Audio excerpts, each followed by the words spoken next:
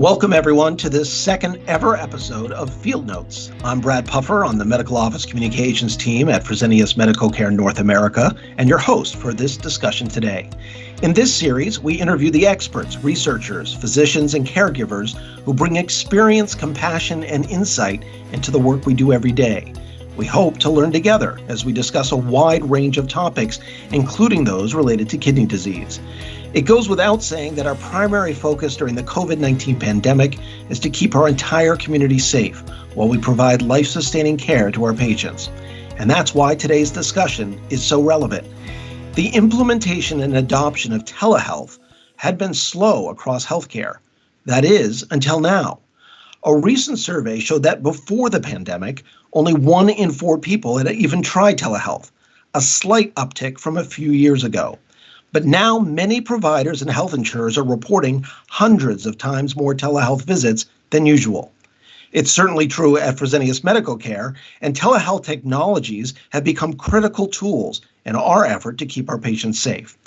To talk more about telehealth, the impact of COVID-19, and what it means for the future of care, we're joined by Dr. Ahmad Sharif, Chief Medical Information Officer and Senior Vice President of Fresenius Medical Care North America. Dr. Sharif, welcome to Field Notes. Thank you for having me, Brad. Greetings, everybody. Well, it's great to have you. And I thought we'd just start with kind of level setting, an understanding of what we're talking about when we say telehealth.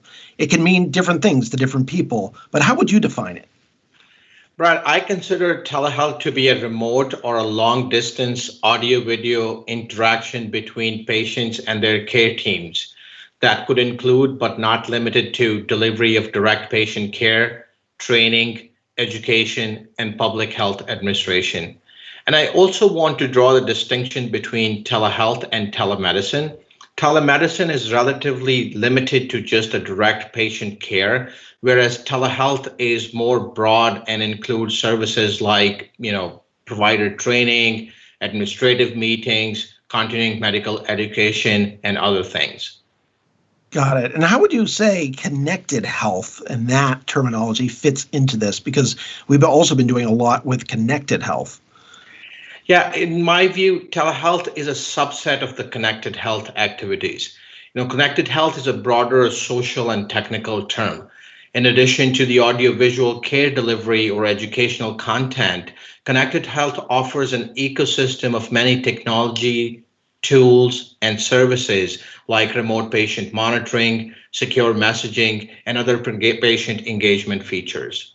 So if you were to step back and say, ultimately, what is the goal of telehealth? What are we trying to accomplish by doing these visits virtually, for example? What is the answer?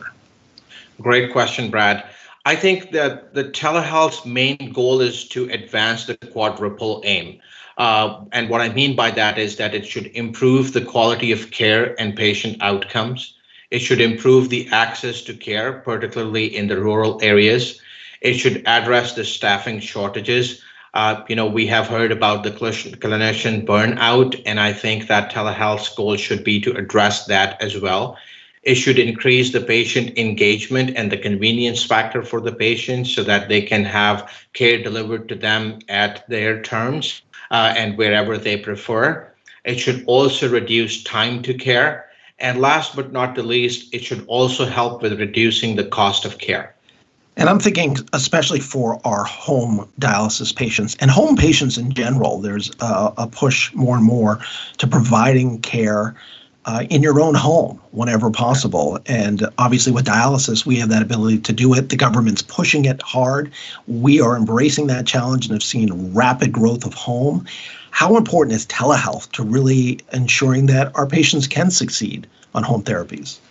Exactly. So, besides many other factors, one of the things I and, rest of the industry has observed is that you need to give that confidence to the patients and their care providing teams that you can connect them in an almost similar fashion like you connect them when they are in person. If a patient has the confidence that, their care team members are, a push of a button away, or there are tools which are actively monitoring different parameters in their care or health, and they can be receiving a call back based upon their blood pressure readings being off, or for example specifically for our home dialysis patients that their ultrafiltration rate is not right, or there is something wrong with their care delivery, and somebody can intervene proactively. I think that provides a sense of comfort and a sense of confidence that you have direct connection with your care team members. Well, our company has certainly embraced telehealth over the last several months. How important do you think the technology has been to help mitigate the risk for patients during the pandemic, especially those individuals living with chronic kidney disease? Brad, I think the role of telehealth has been critical in reducing the exposure risk for patients and healthcare workers. Telehealth helps avoid unnecessary visits to the healthcare facilities for patients dialyzing at home, for example, and also affords the option to reduce traffic on the treatment floors of the dialysis centers. Our provider partners deliver care at multiple care locations, including hospitals, and telehealth helps with reduction of that transmission risk for our patients and providers wherever clinically appropriate. And how did we get everybody on board so fast? I mean, this really ramped up over the last couple of months because we had to, but it was quite an effort to get it done. Indeed, this was an amazing, incredible cross-functional effort by multiple members of the Fresenius team. And again, the real thing which prompted it was to keep our patients safe and provide a safe mechanism for continuity of care. That was sort of the driving force which led to an unprecedented, quick delivery of this tool. One of the things we did very early on was just the selection of the tool. While federal government had allowed for consumer grade technologies like Skype and Zoom and WhatsApp and FaceTime and other things, they had still asked us to take every reasonable precaution to safeguard the information of our patients and providers. So we went and selected a tool which was HIPAA compliant and end-to-end encrypted and less vulnerable to the cyber attacks. We also created a lot of training assets based on, refined policy and procedures to address this COVID-19 pandemic. We created a centralized repository of all of our frequently asked questions and how to do these things, how to conduct these sessions. We created a support structure which included live agent support for all roles, patients, providers, and staff. We continue to do ongoing education, and we were there with a solutions mindset to remove any potential barriers. Our field teams went in and pre-assessed all of our network capacity and capability to ensure optimal performance of these sessions within our clinics. Now, it was quite impressive just to see everybody come together like that and really make this work. Now that we've made it work, do you expect it's here to stay? Brad, it's very hard to think that we'll go back to the pre-COVID era, because I believe that the sort of necessity of today will become a habit and preference of tomorrow. All stakeholders, patients, providers, staff, physicians, they've become accustomed now to using this tool, and we are seeing a lot of positive benefits come out of it. And some of this was also propelled by the federal government, its waivers, and the change in regulatory landscape. And I think that all the stakeholders on that level are also figuring out what are the best practices and lessons learned from this era, which we want to take to the post-COVID-19 world. So I think that there would be a lot of things which will remain from all of this setup or ecosystem, if you will. But there is a lot of careful balancing which has to happen for what are the most suitable and clinically appropriate cases for a telehealth visit versus an in-person visit. And you touched upon regulatory changes, and also just, I would imagine, awareness of telehealth has just skyrocketed over the last couple of months. What have been some of those barriers that held up adoption to date, and what has changed? Sure. So, one of the things which many surveys have indicated that people weren't even familiar that, Is telehealth an option? Is telehealth a service their provider provides? Is telehealth reimbursable? Does their insurance cover it? What are the co-pays? So there were a lot of these things which were confusing people. And beyond that, there were some regulatory imperatives, well-intentioned. We were on a path of refinement and evolution, but this COVID-19 crisis really, fueled all of that. And within a matter of weeks, we accomplished what would have taken years otherwise. And some of that regulatory changes that you don't now have to worry about the distant sites and originating sites, meaning where the patients are versus where the providers are. You don't really have to worry about an existing established relationship between a patient and a provider.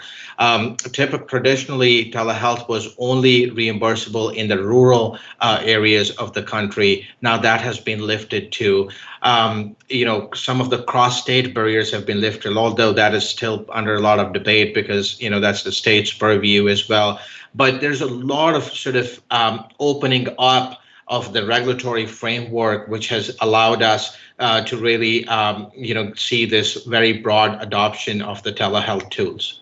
And now that we've seen that broad adoption, what has been the reaction from both our patients and our physicians to these tools now that they've experienced them?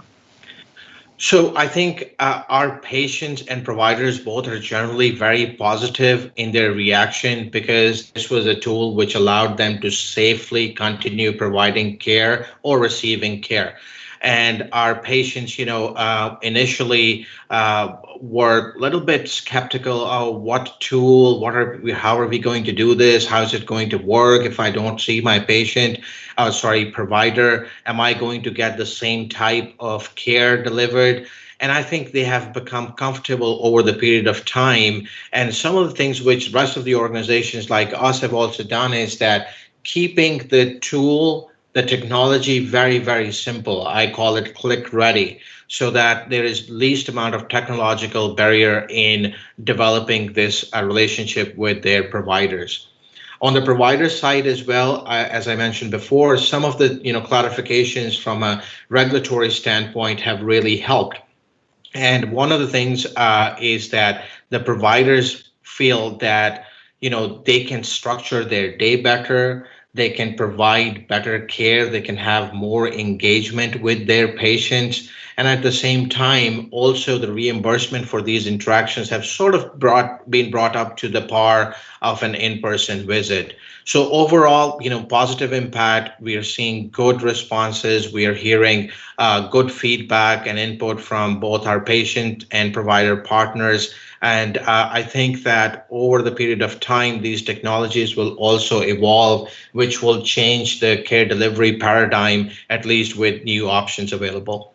Is there any concern about this being adopted too quickly? Meaning, are there downsides to telehealth, and can it even really replace that one-on-one connection? So I think there is no exact replacement of those in-person warm interactions, right? But at the same time, there are many other areas where telehealth can really augment that care delivery paradigm. And when we move very, very quickly, obviously you have to very carefully monitor your programs to make sure that you have not introduced unintentional bias. And we have, seen some reports in the press as well that there have been some inadvertent, consequences of moving very fast. Meaning, in some areas where we really wanted the impact of telehealth, the rural areas, there might be a lack of general broadband availability or general lack of, devices in patients' home. We deal and have the good fortune of serving all kinds of different demographics around the country. And most of us who just have, a laptop or a device as an integral part of our daily lives, we don't tend to quite think about that there are, still cohorts of population around the country who do not have access to either the devices, hardware, or the broadband services in the same way the rest of us do have.